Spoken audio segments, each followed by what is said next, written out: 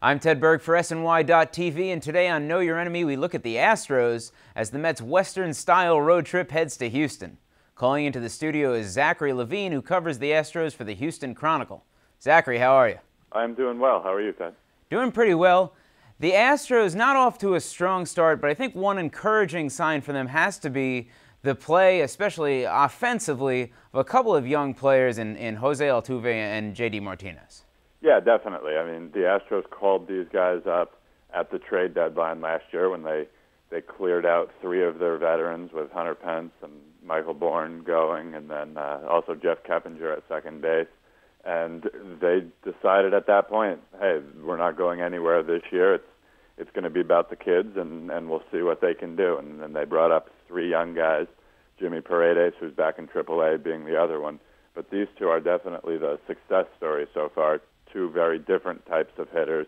You have Altuve, who has been hitting pretty much everywhere in the lineup, and he's a really aggressive hitter who they've been trying to beat some of that out of him, and he's been seeing a few more pitches this year, but he's just a really, really good contact guy, can barrel up balls despite being just 5'5" or so. And is hitting for one of the top averages in the National League. He and David Wright are both up there chasing Matt Kemp for the April batting title, which is Kemp's like everything else is. And then Martinez is a little bit more of a power guy. He's not a huge home run threat, but he's much more of a doubles hitter, and he'll draw a few walks and just a real solid RBI guy in the middle of the lineup, playing left field every day. And on the flip side, the Astros starting pitching has struggled. We'll get to the pitching matchup specifically for this series, but it seems like their issue has been the home runs.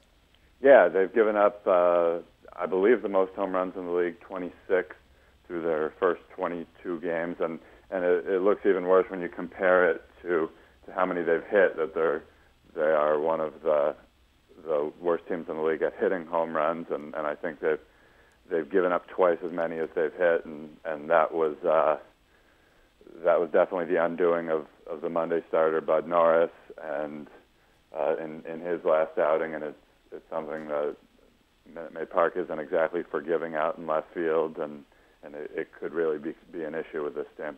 You mentioned Norris going tonight.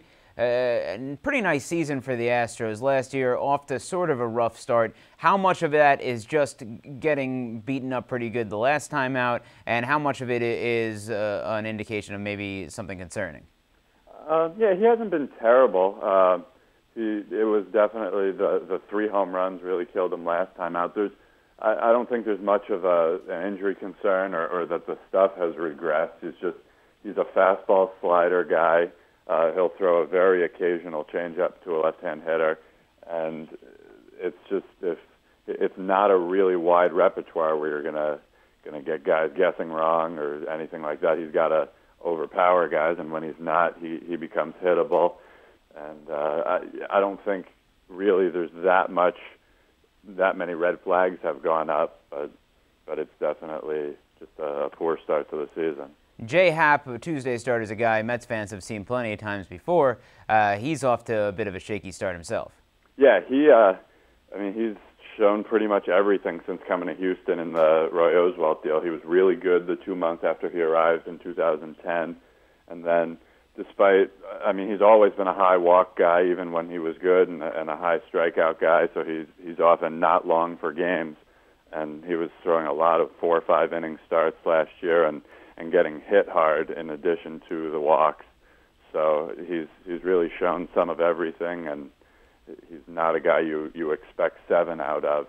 So it could be a long night for the bullpen on Tuesday, but that's why they're going to be happy to have Wandy coming after him, because he's been real good. Yeah, you mentioned Wandy, the silver lining in the Astros rotation. Wandy Rodriguez has been so good this season, and I think, really quietly one of the better starters in the National League the last few years. Absolutely, yeah. Since about 2009, when he really started performing real consistently. He always had the talent. He's been in the Astros organization going on 13 years now, including a long stay in the minor leagues.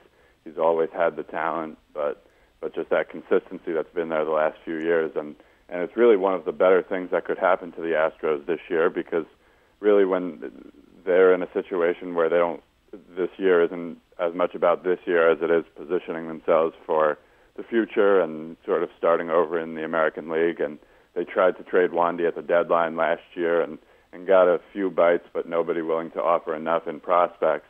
And if they can both unload the salary so that it might free them up in the future and also get a prospect for him at the deadline, he's definitely one of the guys they really wanted a hot start from, and not even so much for the win-loss record, but for the future. Zachary, thanks so much. Yeah, thanks for having me. Remember, for all the latest Mets coverage, be sure to check in at MetsBlog.com, TedQuarters.net, and SNY.TV.